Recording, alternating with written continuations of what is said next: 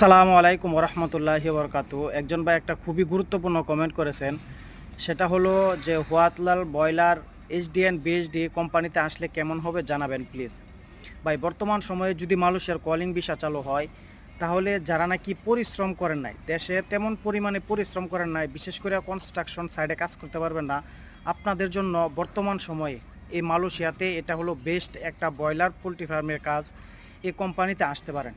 এই কোম্পানিতে আসলে কিন্তু আপনার অনেক ধরনের সুযোগ সুবিধা পাবেন। বেস্ট একটা কোম্পানি হবে। বর্তমানে যদি মালয়েশিয়ার কলিং ভিসা চালু হয়, তাহলে আমি আপনাদেরকে বলবো ভালো একটা বেতন এবং ভালো একটা সুযোগ সুবিধা পাওয়ার জন্য অবশ্যই এই কোম্পানিতে আসার চেষ্টা করবেন। আর এই কোম্পানিতে আসার জন্য আপনাকে কি করতে হবে, এই কোম্পানির নাম দেখা আপনার এজেন্সিতে যোগাযোগ করতে হবে যে এই কোম্পানির কোনো ভিসা আছে কিনা।